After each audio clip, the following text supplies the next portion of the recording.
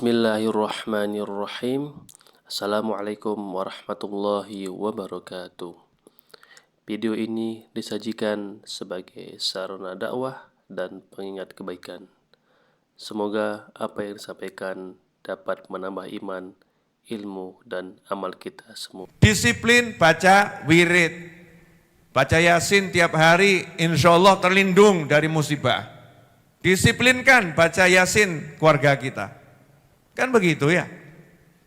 Disiplinkan baca al-waqiah, insya Allah tidak akan kena kefakiran tuh hatinya. Hatinya akan terus merasa kaya, nggak takut miskin. Sehingga super semangat ya, semangat kerja, semangat usaha. Karena nggak ada pesimis. Ya, hati-hati ya Mak kesinggah. Nggak ada pesimis, dia cukup percaya diri kalau apa yang dia lakukan insya Allah akan direstui oleh Allah Subhanahu wa ta'ala. Alhamdulillah. Alhamdulillah. Jadi kenapa saya ngomong ini, karena ini perlu diingatkan diri saya pribadi, keluarga saya dan teman-teman saya ini. Jamaah Majlis Ar-Raudhah dimanapun berada. Dan tolong disampaikan juga pada keluarganya, sahabatnya, teman-temannya ya. Untuk fokus melindungi diri dengan doa dan zikir. Karena hanya Allah Ta'ala yang bisa menyelamatkan kita. Loh, kamu tuh jangan cuma zikir, kamu tuh harus, yang kamu bilang harus tuh orang gak usah diajarin, sudah melakukan semua itu. Kamu tuh kalau mau kaya harus kerja, jangan cuma zikir. Gak usah kamu ajarin tuh, orang mau kaya kerja. Orang mau kaya usaha itu gak usah diajarin, udah paham, betul ya? Yang gak dijalankan ini loh, orang mau kaya baca al-waqiah, orang mau kaya istighfar, orang mau kaya sodakoh, orang mau kaya silaturahim, orang mau kaya jangan berbuat maksiat. Itu yang sekarang kurang kita ajarkan. Mau selamat kamu pakai sabuk, kamu pakai helm, alhamdulillah sudah banyak yang ngajari. Mau selamat keluar dari rumah baca doa, duduk di kendaraan baca doa. Sebelum perjalanan sodakoh, di tengah jalan sodakoh. Siapa yang ngajarkan kalau bukan majelis ilmu? Betul ya? Itu hampir tidak ditemukan, walaupun saya pernah menemukan. Antum naik pesawat, pramugari berkata, Bapak Ibu silahkan berdoa menurut agama dan kepercayaan masing-masing biar kita selamat. Dulu-dulu saya masih menemukan, dulu-dulu ya masih ada. Tapi akhir-akhir ini karena saya juga sangat jarang naik pesawat. Saya kurang paham tapi kok nggak denger itu ya. Kecuali kalau pesawat berangkat umroh, beda kelas ya. Berangkat umroh, mari kita baca doa safar.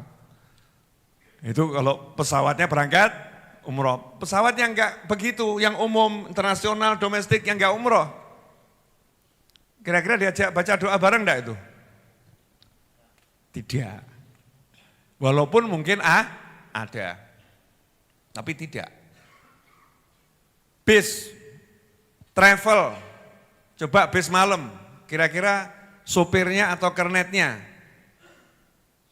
Saya enggak pernah naik bis malam udah berapa belas tahun. Nah, jenengan yang pernah naik bis malam, coba kasih data ke saya. Ada enggak yang kemudian Bapak, Ibu, para penumpang bis malam Megah Jaya yang dimuliakan Allah. Sebelum bis berjalan, mari berdoa menurut agama dan kepercayaan masing-masing agar kita selamat sampai tujuan. Ada? Hah? Ya mungkin nggak tahu ya. Cuman saya belum pernah dengar. Naik travel. Megah Angkasa, ini nama cuma samaran-samaran ya, kalau kebetulan ada yang sama mohon maaf ya. Megah Angkasa, travel Megah Angkasa. Sebelum jalan sopirnya, saya tidak akan injak gas sebelum kita baca surat Al-Fatihah bagi yang beragama Islam. Bagi yang lain silahkan berdoa menurut agama dan kepercayaan masing-masing biar selamat. Ada himbauan seperti itu? Mungkin belum ketemu. Ya mungkin belum ketemu. Lah karena secara sistematis itu tidak kita temukan, padahal negara kita ini Pancasila, sila pertama ketuhanan yang Maha Esa. Sudah betul tuh pilar-pilar negaranya sudah betul, kita sebagai rakyat ini loh kok enggak jalankan itu. Ya sebagai rakyat kita kok tidak menjalankan tuh sila pertama ketuhanan yang Maha Esa. Jadi mau ngapain tuh pokoknya penting-penting nomor satu bagaimana Tuhan, kan begitu ya. Harusnya kita seperti itu, tapi kitanya loh, negaranya udah buat aturan yang betul. Kitanya sebagai rakyat ini yang ya negaranya udah benar, agamanya udah benar, ya oknumnya kok ya seperti ini. Kita ini, naik mobil nggak baca, naik motor nggak baca, naik pesawat nggak baca, bahkan naik pesawat itu yang ada adalah kirim pesan WhatsApp. Miber sih ya. Cuman gitu. Bagus kalau miber sih ya, tolong dongakno. Nah itu bagus. Ini enggak miber sih ya, selfie. Enggak ada kalimat permohonan doa. Maka yuk kita ajarkan keluarga kita masing-masing kembali disiplin, zikir dan doa. Disiplin menyelamatkan diri. Apalagi ini zaman yang ancaman nyata adalah perang dunia. Selesai ngurus, yang perang kan dunia, kita kan tidak. Kita ini cuma punya dunia dalam berita. Jangan kemudian takut, wah ini mau ada isu perang dunia, mari kita begini. Terus diikutin, kadang ada isu macam-macam tuh ya, nggak usah diikutin. Yang model takut biar takut. Kalau kita kan enggak takut. Perang ya kaya ngono, ora perang ya kaya ngono ya padha wae. Kan begitu. Tapi kita enggak boleh abe. Kita harus doakan biar itu tidak terjadi. Kita harus berdoa kalau sampai terjadi biar bangsa kita selamat. Yang begitu loh harus disuarakan. Jangan merasa ora penting. Kok Tuhan kok diabaikan, Allah kok sepertinya itu dianggap tidak berperan kan, ya na'udzubillah min dzalik. Ini harus dirubah ini, mindset kita dan mindset keluarga kita, cara berpikir kita dan keluarga kita. Alhamdulillah saatnya sekarang kita belajar hawa nafsu, lanjutan pekan yang lalu. Bu, udah praktek? Sudah cium kening suami? Belum? Sudah minta maaf sama suaminya? Para suami udah minta maaf sama istrinya? Udah ngomong sama istrinya, I love you? Udah belum nih para suami nih? Praktek menundukkan ego tadi itu loh ya. Itu memang yang mau kita bahas malam hari ini ya, biar seru ya, biar seru. Nanti Ramadan biar sudah tinggal metik buah, karena sebelum Ramadan sudah praktek. Kita udah bahas pekan yang lalu tentang hawa nafsu. Ya hawa nafsu. Jalan masuknya hawa itu mengendarai nafsu mengendarai tubuh. Mata dipakai, telinga dipakai, hidung dipakai, mulut dipakai. Karena nafsu itu adalah kesenangan. Makanya setan lewat kesenangan-kesenangan tadi ditunjukkan ke mata. Mohon maaf, biasanya bapak-bapak kalau di jalan, maaf ya Pak ya, kalau di jalan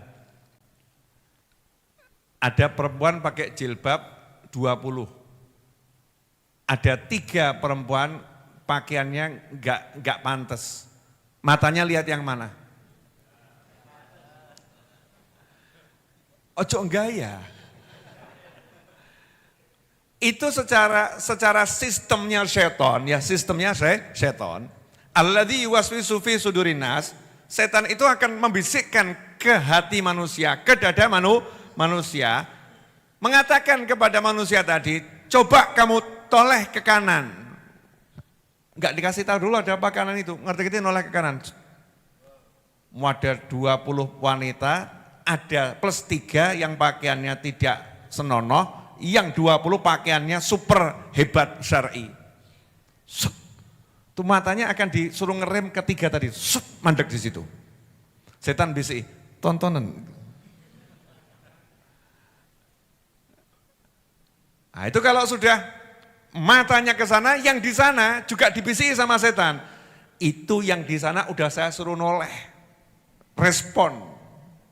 Satu, noleh juga respon. Ya, nadrotun.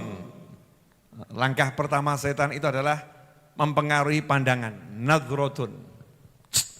Wah, mata beradu mata. Setau ngalami? Ya, mata beradu mata, nadrotun. Lanjutannya apa? Fabtisamatun. Begitu pandang ketemu pandang, dibisiki mbak setan. Senyum itu ibadah. Lah kok meseme mbok sing rok cekak. Mbak koncone sebelah gak mesem itu kan ya. Ini namanya menggunakan hadis untuk modus itu. Dibisiki sama setan. Senyum itu ibadah. Yang dibisiki dua-duanya itu. Kanan kiri tadi ya, senyum. Begitu senyum, mobil itu tadi mau jalan, parkir kiri. Terus pura-pura betulkan ban itu. Ban ora salah dibenerkan. Delok-delok. Wah. Nah yang di sana disuruh nyamperin. Oh setan ki pinter ya. Sake kayak butuh pertolonganmu, nolong orang itu pahala. Moro. Kenapa mas?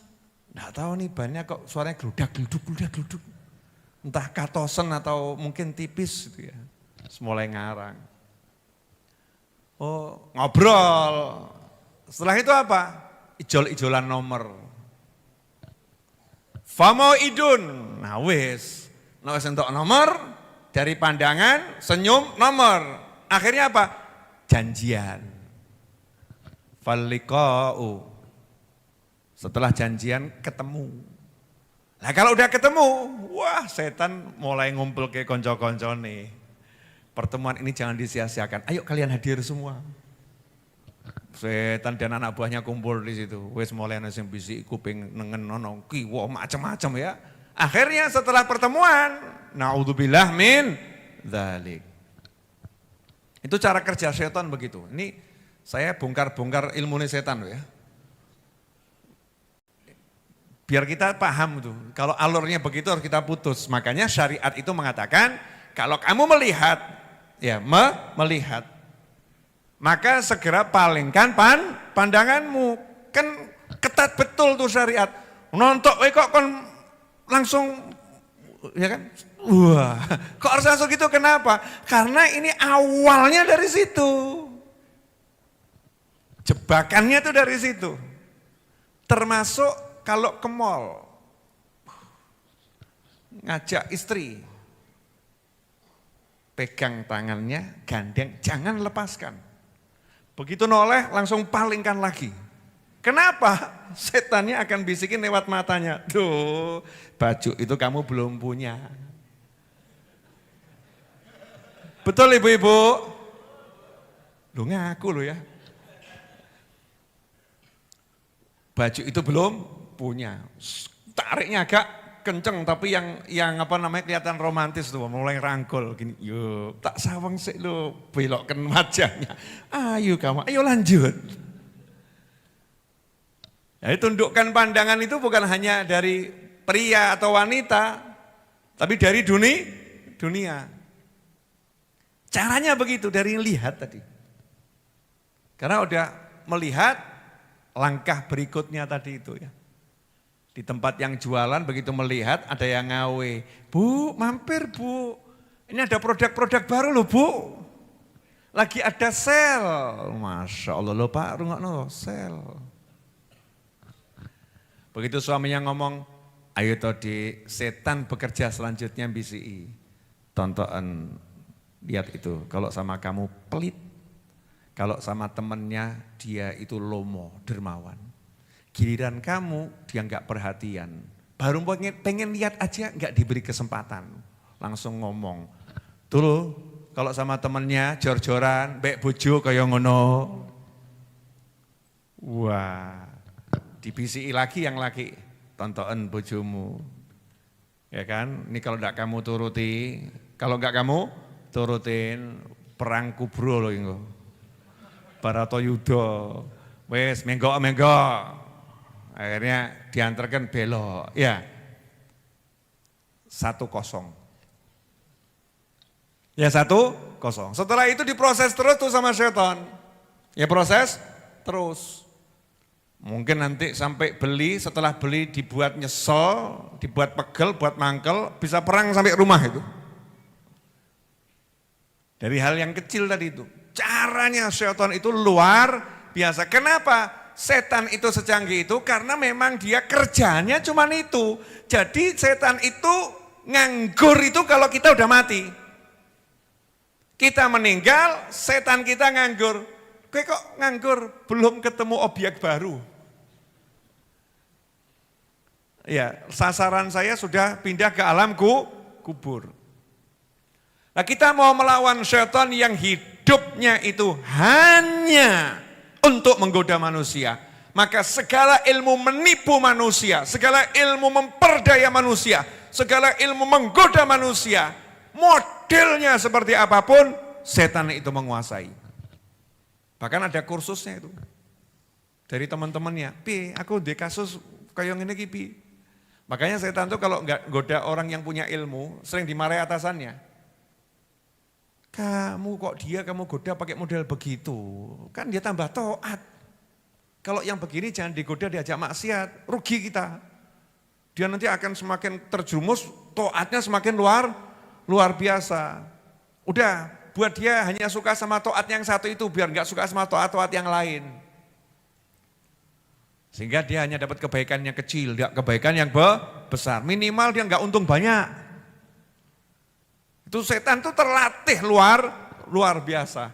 Nah, kita mau menghadapi setan yang seperti itu, cara pencegahannya bagaimana? Itu yang saya janjikan Jumat yang lalu kan ya. Bagaimana tips dan triknya menghadapi bujuk rayu setan. Nomor 1 adalah ad-du'a. Tidak ada yang lebih hebat dari minta tolong sama Allah Subhanahu wa taala. Ya. Minta tolong sama Allah. Karena itulah thariqah alawiyah dan thariqah ahlillah, jalannya Sadah Bani Alawi dan juga para ulama sejagat raya. Cara metode pendekatan diri kepada Allah itu namanya thariqah. Jadi cara pendekatan dirinya Bani Alawi dan juga yang lain. Itu nomor sekian ada kalimat wa kathratul auradi, wiridnya banyak. Maksudnya banyak doa, banyak zikir. Kenapa? Lawang Nabi SAW sendiri yang jelas terlindung dari setan masih baca a'udzubillahi minasyaitonirrajim. Saya mau nanya Bu, ayat kursi itu bisa ngusir setan atau enggak bisa? Bisa. Al-Baqarah? Bisa, betul. Jadi surat-surat ayat-ayat dalam Al-Quran itu bisa ngusir setan. Tapi coba kalau mau baca Al-Quran suruh ngucap apa? A'udzubillahi minasyaitonirrajim. Ta'awudz, berlindung dari godaan setan sebelum baca Al-Quran. Berarti orang yang baca Al-Quran itu bisa jadi tidak selamat dari godaan setan. Orang yang ngaji aja masih suruh a'udzubillah. Loh kita hidup gak ada a'udzubillahnya. Baca Quran tidak, baca zikir tidak, a'udzubillah tidak. Polosan begitu saja gitu ya. Cul-culan. Terus mau selamat. Ya kalau secara teori ya berat. Ya secara teori berat. Kalau kuasanya Allah ya siapa tahu. La haula wa la quwata illa billah. Tapi kita kan harus hidup itu mengikuti teorinya Rabbul Alamin, namanya syariat. Syariatnya banyakin perlindungan. Makanya ada namanya Wirdus Sakron, ada Wirdul Latif, ada Wirdul Nawawi, ada Rotibul Haddad, ada Rotibul Attos, ada Hizbul Bahar, ada Hizbul Nasr. Macam-macam.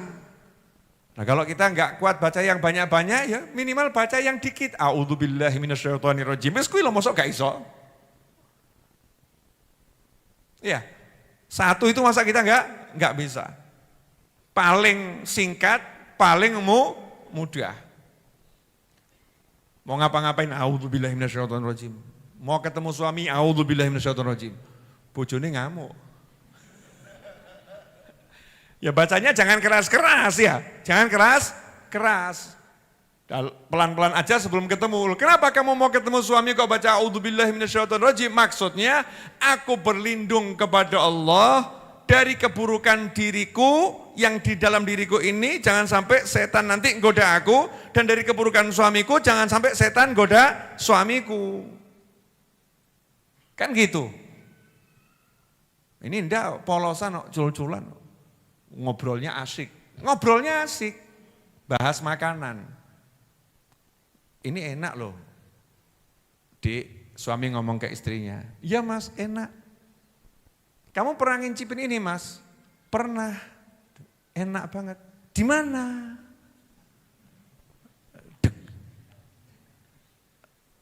Dia enggak inget di mana. Memang enggak inget betul ya? Enggak inget tapi pernah. Enggak mungkin. Ini makanan hanya ada di kafe sana ini. Kamu ngafe sama siapa? Masya Allah. Padahal ini cerita niatnya ngomong penak. Betul kan ya? Komentar ya penak. Tapi setan bekerja. Jadinya apa? Perang. Ya suhuro dulu. Ketegangan meningkat. Setelah itu ketegangan naik. Setelah itu ketegangan memuncak. Terakhir tanganan diri. Sawurno tinggal.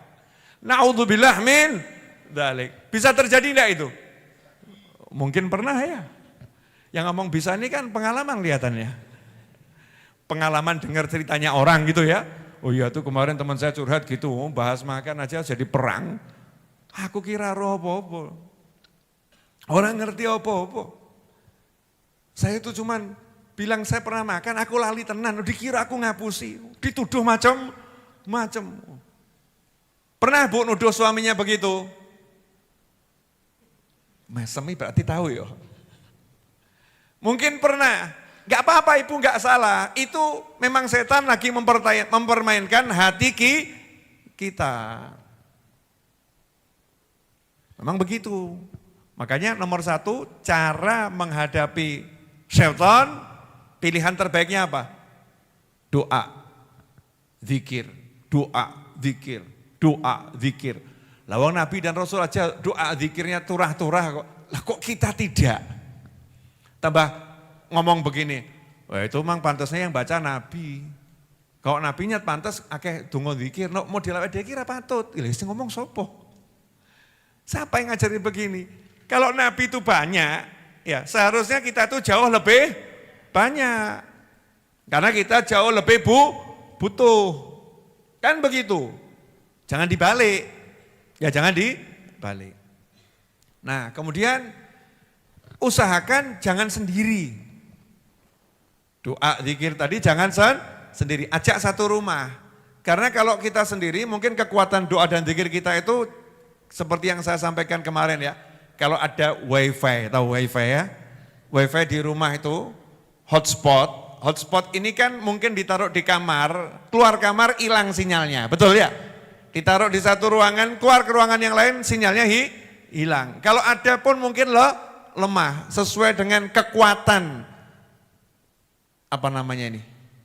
Yang buat ngirim sinyal wifi hotspot namanya apa? Hah? Router. Ya. Kekuatan routernya nih, semakin mahal routernya, semakin luas jangkauannya. Lah antum, saya, kita ini ibarat router.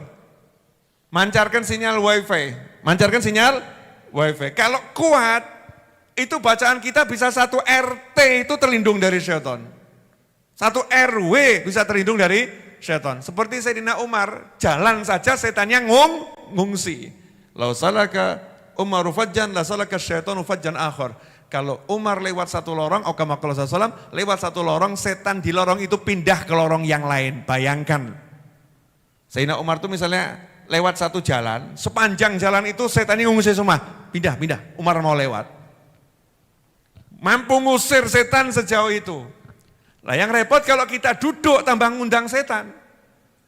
Duduk, setan itu teko kabeh. Wong wis teko ya. Setan ini kumpul kabeh kan. Ruwet jadinya ruwet.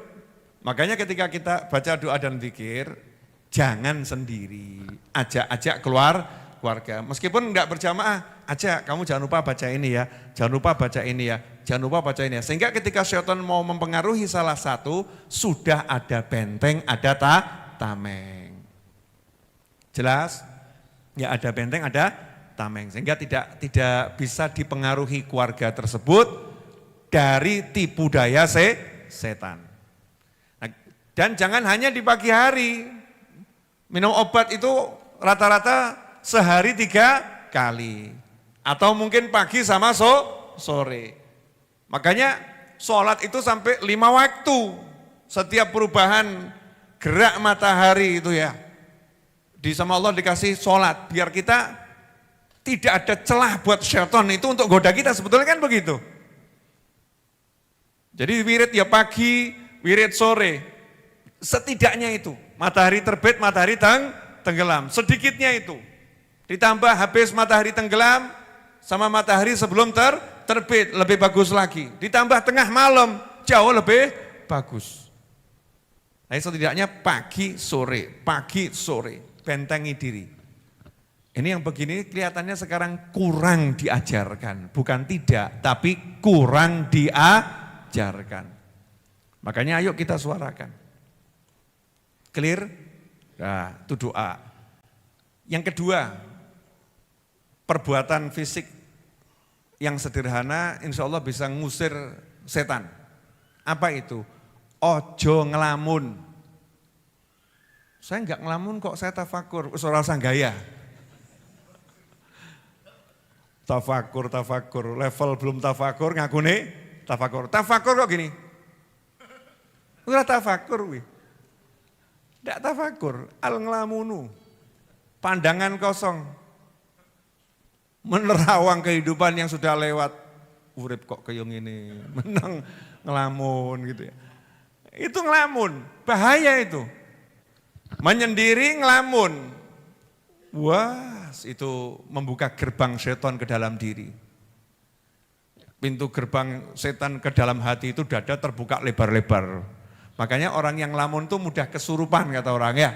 Mudah kesurupan, walaupun enggak usah kesurupan memang sudah kebak. Lu enggak usah pakai kesurupan kan tubuh manusia udah full setan majrodam. Sesungguhnya setan masuk ke tubuh manusia, mengalir di aliran darah, bisikan dalam dada. Nah kalau jin-jin jahat mau beraksi ya digoda sekalian lah, biar tahu kalau kami eksis ngono ya. Manusia orang ngaruh. Manusianya udah lihat gitu juga tetap begitu ya, tetap begitu. Jangan ngelamun, ibu-ibu tolong please ojo ngelamun. Sesusah apapun hatimu jangan ngelamun. Makanya para suami kalau lihat istrinya mau ngelamun tegur langsung. Kalau tidak resiko Anda akan terima akibatnya. Ustadz kok sekarang kok jadinya ngamuan kenapa ya? Lo ngelamun terus. Setannya nempel plukcus. Terus tidak mau keluar. Ya tidak mau keluar. Jadi kalau istrinya mau ngelamun langsung ya idik-idik, oh nopo, idik-idik aja mbok kampleng, aja ngelamun, jangan KDRT, sadis amat ya, jangan begitu, idik-idik aja ngelamun. Responnya gitu bukan? Orang kerian ya? Nah, kalau enggak kerian berarti suaminya enggak tampan. Katanya wanita itu kalau sama suaminya di idik-idik dia, keri, itu katanya suaminya tampan. Betul ibu-ibu? Bu, katanya orang-orang tua itu loh bu, betul enggak bu? Oh, enggak pernah dengar gitu. Saya kan hidupnya sama orang-orang tua ya. Bojomu kerian, kerian. Oh, berarti gue ganteng. Ya, kalau punya anak gadis, ya gadis yang belum menikah kadang diidik-idik sama bapak ibunya. Kerian, wah bojomu ganteng sok ben. Orang kerian, ayo sing keri, ben bojomu ganteng. Guyonnya orang-orang tua dulu tuh ya, cara mau ngidik-idik anak aja pakai cara ya, pakai cara. Karena kalau didik-idik gak respon kan gak seru toh ya, gak seru. Maka orang tua dulu bilang, no orang keri bojomu elek kan gitu ya. Mau ndak mau akhirnya ngerespon, didik-idik bapak meneng wae. No respon. Kurang seru. Makanya orang tua dulu bilang, kalau didik-idik keri berarti bojomu ganteng. Maka anak didik-idik bapaknya seneng. Oh, bapak seneng. Barang didik bojone loro mas. Ojo ganggu, ojo ganggu dan lain sebagainya. Hilangkan lamunan gitu ya, janganlah lamun. Bahaya itu melamun. Caranya yang penting syar'i terserah. Mau mbok perciki air, ojo ngelamun. Ya, ojo ngelamun, guyon gitu ya. Terus jadi ceria lagi, bebas. Yang penting tidak mencederai, tidak melukai, tidak membuat emosi. Syar'i, sesuai apa yang diajarkan oleh Allah Ta'ala dan Nabi Muhammad SAW. Tidak melanggar aturannya Allah dan Nabi Muhammad SAW. Karena melamun itu sangat berbahaya. Ya sangat berbahaya. Jelas semuanya? Udah 1 jam loh saya ngomong. Ya lanjut tuh ya lanjut. Tapi enaknya lanjut makan ini. Bu, jelas? Alhamdulillah. Ini Solo dan sekitarnya kan hujan deras ya. Tadi loh, sore tadi itu hujan deras. Sukoharjo arah Klaten tadi hujan deras. Klaten sempat terang hujan deras. Jogja agak rintik-rintik. Habib kok tahu? Iya, tahu aja udah gak usah nanya kenapa gitu ya. Solo sekitarnya hujan deras. Jadi saya udah paham, ini kalau Solo sekitarnya hujan deras, ini saya ngajarnya harus mundur sedikit. Kalau enggak teman-teman saya kan ada yang berangkatnya nunggu terang, ada yang begitu. Jadi ya ditunggu sebentar enggak apa-apa. Fleksibel ya, fleksibel, nyantai. Nah Bapak Ibu sekalian, jadi 2 tadi itu hal yang bisa dengan cepat insya Allah menyelamatkan dari godaan syaitan. Kemudian, ini satu lagi nih, untuk menutup sesi malam hari ini ya. Apa yang bisa dengan cepat menjauhkan dari syaitan? Ya tentunya zikir yang sudah jadi. Ya zikir yang sudah jadi. Zikir sudah jadi itu bagaimana? Cukup kita ngucap Allah langsung seger. Misal ya, kamu kok punya daftar tagihan, 10 tagihan belum kebayar, jumlahnya semuanya 10 juta, besok harus dibayar. Setan BCI, konti duitnya. Sumpek atau enggak sumpek? Sumpek. Betul kan? Sumpek. Nah kalau zikirnya udah jadi, dia langsung Allah, la ilaha illallah, lus, seger. Ya, seger. Maka kalau tadi secara umum berlindung dari godaan syaitan dengan zikir, wirid dan lain sebagainya itu secara umum. Nah, ini secara khusus, pegang satu zikir, istiqomahkan tiap hari. Ya yang paling mudah itu dan paling utama, paling bagus, la ilaha illallah Muhammadur Rasulullah SAW. Atau kita bacanya di awal la ilaha illallah Muhammadur Rasulullah, ya 3 kali. Setelah itu kita baca sebanyak mungkin la ilaha illallah, la ilaha illallah, la ilaha illallah. Terus biar jadi. Nanti kalau zikir itu udah jadi di hati, kita ngucap la ilaha illallah. Jangan dengarnya aja kan ada rasa yang berbeda tuh. Saya bengok tadi itu kan rasanya beda. Kenapa saya bisa ngomong rasa beda? Saya sendiri merasa berbeda. Ada sesuatu gitu yang kemudian masuk ke hati, buat kita semakin berenergi. Sayyidina Abu Bakar As-Siddiq radhiyallahu ta'ala sampai-sampai kalau ngomong, bicara begini, bicara biasa, itu selalu disisipi la ilaha illallah. Ya kita coba latihan. Ya latihan yang gampang ya, ngomong 1 jam, jangan lupa ada la ilaha illallah. Kadang-kadang kalau saya ngomong gitu ditanya sama yang di dekat saya, kenapa kok ngomong la ilaha illallah? Ya ora apa-apa. Ben eling ya, biar setannya pergi. Bu, jelas bu, tapi jangan depan suaminya tahu-tahu gini ya bu, la ilaha illallah. Dikira suaminya mau diusir ya. Kenapa? Aku kayak setannya piye? Yang belum